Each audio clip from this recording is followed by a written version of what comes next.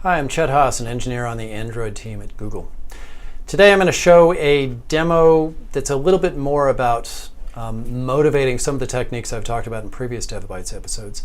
I'll walk through some code, but it's going to be a pretty blistering pace because, frankly, a lot of the techniques in the code are ones that we've already talked about in the show. What I wanted to do with this application is instead motivate some of the techniques that I've talked about, specifically around cartoon animation.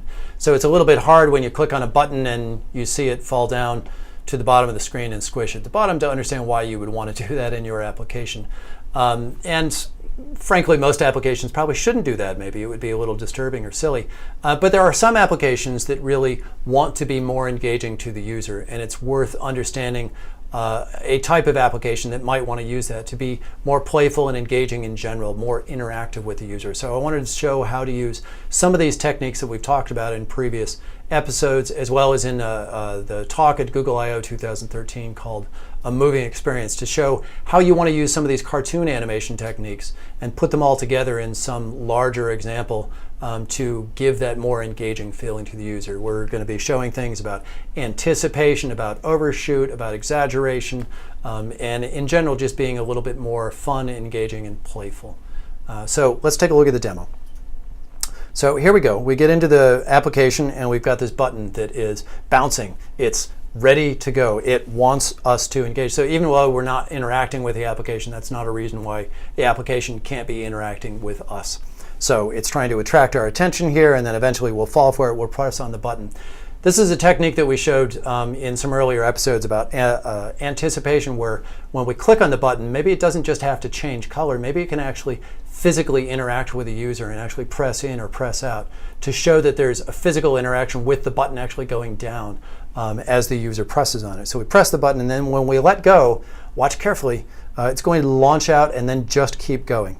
So it launches out toward the user, and then we get into this other activity. And this is actually a separate activity. Again, this is a technique I talked about in a previous episode about custom activity animations.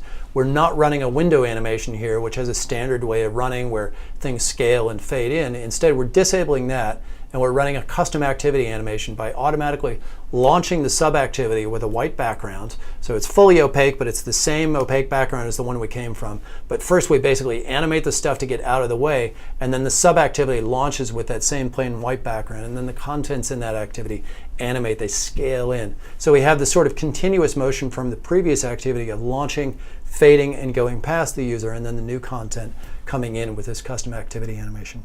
So now we're on the first screen here, and we have some things that look vaguely like buttons down at the bottom. And did you notice that they popped in? Everything here is about being more interactive and playful and alive in general. So we can click on one of these. We can say, okay, and it's very simple too, right? It's just asking for your name. Not a lot going on here. Maybe the game is intended for kids, right? So you want to make it as simple and streamlined as possible. So we say, yep, I'm going to play, I'm the returning player called Pat. Okay, what difficulty are you going to play? I am awesome at this game. I'm going to be mega hard. Now, notice when I press on the buttons, again, it's that same interactive thing. I press on the button actually goes into the screen, away from the user, and then comes back out. That springs and overshoots, showing that interactive model of engaging the user through actually interacting through the physical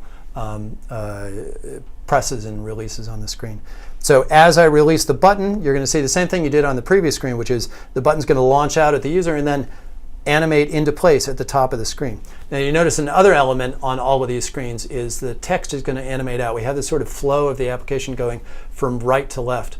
And we do this with a little bit of anticipation on the text. Again, a technique that we saw in a previous demo, where the text will actually skew to the right and then shift to the left. This is like traditional cartoon animations where someone's going to run, but before they run, they're going to rear back and get ready, which really helps the user understand exactly what's about to happen, not just during the action, but actually before the action. We anticipate, the text is going to anticipate the animation, and then it's going to shift quickly off the screen. And then finally, of course, you want to ask for the child's credit card number because that's where the real money is, right? So that's it. We can step through it again. You see the button. You see this sort of engaging, playful thing. You launch into the sub-activity here, pressing the buttons are interacting, the text is skewing, sort of all this playful stuff. let's take a very quick look at the code. There's a lot of code here, but again, the techniques are similar to techniques that we saw in these previous DevBytes episodes, so it's not worth belaboring these too much. So we have tune game. This is the main activity. We're listening for touches on the button, and when we get one, we're going to animate the scale so the button scales into the screen away from the user. And when they release, we're going to trap that here, and we're going to launch. We're going to animate back to the regular scale thing, but then we're also going to perform the click operation, which is going to go into the sub activity. So that is down here. So when we play, we're going to animate. We're going to keep scaling the button out from where it was. So it's going to scale, and it's also going to fade out at the same time and come out toward the user. And then when it's done, we're going to launch the sub activity, this new intent. We're going to start the activity. We're going to override the pending transition. I don't want window animations here. I'm already doing my custom activity animation. So you get the window animations out of the way with overriding pending transitions with 0. And then it launches the sub activity, which is this player setup activity here. Player setup activity has various elements, a lot of code in here, not worth going into. Again, same techniques all over the place in here. We have the button press listener, so when you click on one of these things, it's going to scale in. When you release, it's going to scale back out to where it was. And then when a button is clicked, it's going to animate into place up at the top of the screen. Now, I didn't simply want to pop that view out from where it was because the layout would have been affected by that. Instead, I'm going to set that invisibility there in its previous state, and then I'm going to create a copy of that button and animate that in a parent container as I move that in sort of this virtual curve of scaling out and then scaling back down into place at the top of the screen where it's going to live. Then the text skewing animation, again, we've seen this in previous demos. That happens in this custom text view subclass I have here called skewable text view. We're going to animate the skew property of the text as it skews to the right and then shifts over to the left. And that happens by simply animating the skew value, invalidating appropriately, also invalidate the parent around the area of the skew so that we actually erase and redraw the appropriate area. And that's the utility method for doing that.